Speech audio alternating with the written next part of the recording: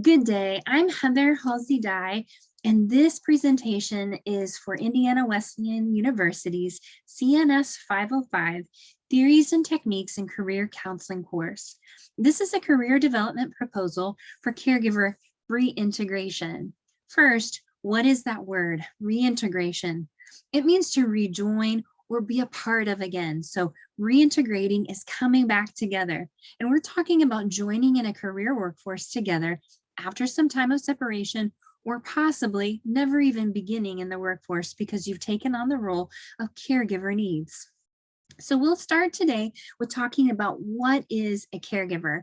It's really crucial to define a caregiver so that we know who we're targeting when we're going to do career counseling for them. So first, why focus on career planning for caregivers? Why is this even important? So according to the report from the U.S. Department of Labor, 2,651,000 women left the workforce in May of 2020. Why? They did so to provide care for others. And we know this happened during COVID-19 when things began to get extreme as far as shutdowns, isolation, and quarantine. Daycares, schools, centers for adult day services, and other helps for those who are needing to have caregiving for those loved ones, children, family, and friends began to close, and caregivers were needed back at home. So women found that they needed to go back to the caregiving needs in their homes at that time. We also know that 45% of unpaid caregivers are men. More specifically, 53% of those employed caregivers report having to take time off. What does time off mean? It can be a day, an afternoon, a week, or as long as several weeks. Over 32 million people will have to explain this gap when they go back to the workforce. That's a lot of folks, and we want to provide a way for them to get back into the workforce successfully and purposefully. So who is a caregiver? There are many caregivers. We're going to talk about fathers, we're going to talk about mothers, siblings, friends, and grandparents. Anyone can be a caregiver. These are also from any generation. We've seen in this year more and more millennials and many other baby boomers, and in between, caregiving for the needs of others. So who is receiving the care that is being given? So we're talking about caregivers here in this graph that are medically related caregivers. What does that mean? That is someone who receives care for the purposes of daily living activities or medical tasks. This isn't your parent that is taking on a preschooler or a child who can't go back to school because the schools are closed, but these are caregivers who are giving care on a daily basis because a relative, a parent or in-law, spouse, partner, grandparent or sibling, an adult child, another relative, or someone that's a friend may be needing because of a life circumstance, chronic illness, or disability. We know that those unpaid or informal caregivers are often regarded as the backbone. That's the word that's often used to talk about them being irreplaceable in the workforce. We do find, however, that many times that reciprocity of knowing their worth is not often held or known into a career field. What we need to do is raise awareness for those benefits, for those support systems when we provide career counseling. So when we start, we need to think, what careers do caregivers have in addition to their role as a caregiver? It would be much easier to talk about this in terms of where don't they work? They are paramedics, musicians, cooks, scientists, painters, bankers, and mechanics. And that's just to mention a few. There are many roles. There is no career field or industry that a caregiver doesn't work in. So when you prepare to provide counseling for them, be prepared to talk about every industry they could re-enter. So what are opportunities for support? In the workplace, caregivers feel a strong degree of support when an employer reports, or when they are supported rather, they feel a reduction of depression, anxiety, and other stresses that they would feel otherwise when they aren't supported. This means that employers and health systems are key to keeping our workforce operational with the inclusion or integration of our caregivers. What financial supports are helpful? Well, every financial support is helpful because economic disadvantages occur both at home with an individual and within a business when those aren't in place. Policies that bolster economic standing for caregivers maximize the opportunity for them to take on various roles, making the world more productive for them and for business and industry. So let's look at the reintegration overview together. We're going to talk about ways that we can go step by step with caregivers on tackling that big step back to the workforce. First, we're going to explore a current skill set that is, what are caregivers doing currently? What have they already learned? What have they done in the past? When you begin to talk with a caregiver, look at an overview of these skill sets that they already have. And number two, we're going to talk about education, training, or licensing options. What can we tap into that they can grow with? Is it a new school? Is it a new training? Is it a new mentorship? Let's talk about that a little bit further in just a moment. Then we're going to begin networking and finding those job postings. What's out there? We need to search and find what's available and what fits each caregiver's certain scenario. You're also going to seek scholarship opportunities. There's opportunities for caregivers, and we'll talk about those and how employers are really starting to begin to recognize the need to promote new and unique opportunities for caregivers returning to work. And our fifth area is career and personal wellness guide.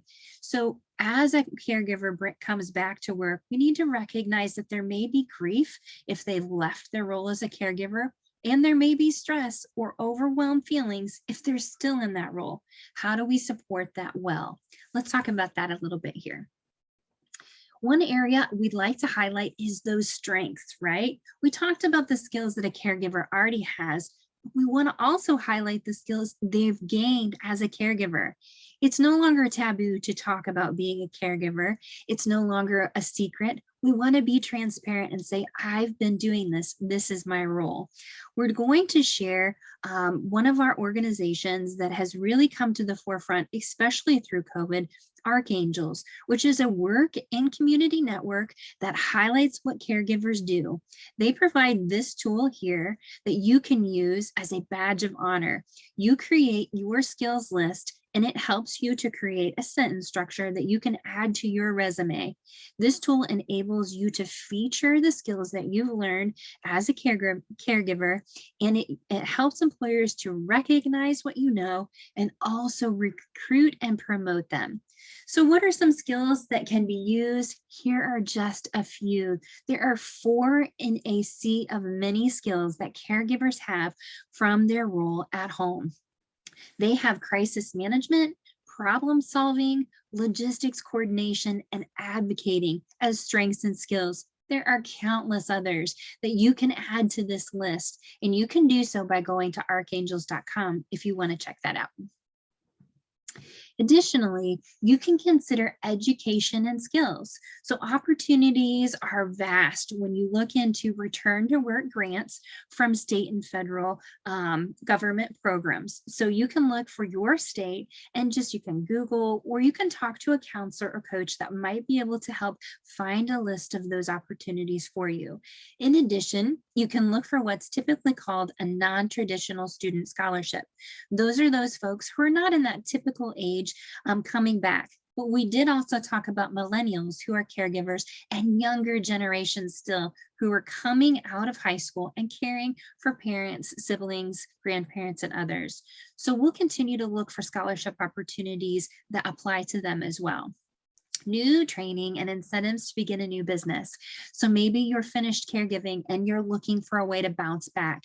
There are organizations that help uplift others in a bounce back mentality to getting back into the marketplace. This might be a women's incentive, a special populations incentive, or others that we would look for so that you can start your new business. Maybe it's something you've learned at home while caring for your family member or loved one. Maybe you're a baker and you enjoyed baking together. You can start a business baking as a new industry now that you've learned this skill. Remote workplace training and online schooling is a definite option. You can do this in downtime at home while you're caring for your loved one and still get ahead at the same time. There are many flexible opportunities, so you can take advantage of those as you move forward toward your next career step. Additionally, we want to look for goals and objectives that continue or that continuing caregivers can engage with. This is the caregiver who hasn't stopped caregiving to go back to the workforce, but is adding to their caregiving and looking for ways to make employment very flexible. So when you're looking, you want to look for caregiver friendly companies. These include workplace policies that have flex time, telecommuting, a referral to support services in the community. That's somebody, maybe the HR representative, human resources, that would be able to refer you, or maybe they offer this in-house. Maybe this is a networking or corporation perk that they offer. And I would also ask about caregiver support programs in the workplace. Many new organizations are offering tools like trainings on how to care for a loved one with Alzheimer's, or taking time out to care for your children. Those are new programs that are integrated into our workforce. You would also ask about part-time or modified schedules. If things get a little tougher and you can talk to your employer about increasing or decreasing your hours without losing your job, they also don't lose you as an employee. You can assess a company's caregiver friendliness by asking about their policies. Be open. You want to work for a place that is accepting of your lifestyle and values. So ask those questions and be transparent. Do they offer financial benefits, retirement benefits, or paid leave for caregivers? This is happening more and more. Do they offer what you call a returnship or a return to work program? These are all great questions to ask when you're getting ready to go back. You also can work with a coach, counselor, or job search group. This is another added support system for you as you step forward. So, what companies are offering returnships, and what does a returnship look like? Amazon is one of those organizations that's offering a returnship. They offer workers who've been out of the workforce for about 2 or more years to come back. It's in IT, and that's at a company that is big, and we're having many opportunities. In addition, we can find returnships at Bandwidth. We can find them at HubSpot, which is a 20-week program that also offers training and support in addition to a comeback, right? A comeback into that. And I really like this from their employees, their employment director. We've learned a lot about how we can build a more inclusive culture and create a stronger sense of belonging for our employees who are transitioning back. And that's what we're looking for when you're interviewing and searching in that job search phase. Those who are looking to integrate. Walmart Labs is another one that has a 16-week paid internship, so bringing you back after at least 5 years of break to care for a dependent or child. And we're looking also at personal wellness. So we need to implement guidance for personal wellness. Why? Because caregivers give a significant amount of time, energy, and attention to others. And while they're doing so, we need to keep in place self-care regimens. This is cultivating support networks in your workplace, looking in your church, community programs, and families. That's to give you that support that you need to keep on moving. You also want to get adequate rest and exercise. Taking care of yourself is just as important as taking care of others. You may want to consider therapy or working with a counselor or pastor to embrace healing. This is true of caregivers who are no longer providing care because they've maybe lost a relative or dependent that they were caring for. They've transitioned away from that role and they're no longer in that role, or you're still in the journey of caregiving. All of those phases are worthy of having a coach, counselor, or pastor to walk alongside you. So, what are our key takeaways as we talk about getting through a career reintegration for caregivers? We want to talk about your career impact. It's really important that you apply the skills that you obtained in your caregiver role to increase your marketability. You can re-envision the gap of caregiver duties as a door opener. It's something giving you an edge. You have dedication, you have new skills, and you have the resiliency in adverse situations that employers are looking for. You can also identify companies or industries that really support your values, asking those great questions about what do they offer and what do they support. You can connect with partnering organizations, coaches, and counselors, and they'll help spark your career pathway. They're there to help get you moving and keep you going and get you back into that workforce that you want to go for. One of those is Path Forward. So Path Forward, it might not, there we go. Path Forward is an organization that works specifically at empowering caregivers. I want to take a moment to take you through this website just a little bit. So I want to look at the About Us. What do they do? So Path Forward works at returnships. If that's a new word for you, begin looking it up and kind of searching it, and you'll find a lot of new materials. You can sign up here at Path Forward to check out job opportunities. And you can also take a look at returners, participating companies, and where in your area, your city, or your work program, are they offering incentives for you to get back? You can connect with any of these Path Forward representatives so you can get more information. Take a moment and look at some of the success stories too, at who came back from caregiving or continued in their caregiving journey and found a employer that wanted to take their assets and really use them for the good that they have. I hope that this has been really informational for you today, and you've been able to utilize the tools that I've given for you, and that we're able to continue conversations about caregivers in such a way that brings a voice to caregivers and also encourages you to keep on working as you move forward. So thank you for taking the time to be with me today. Again, this is Heather, and I was presenting for our class on caregiver reintegration. And these are the sources. I just want to make sure I touch on those so you don't forget where we got all this great information.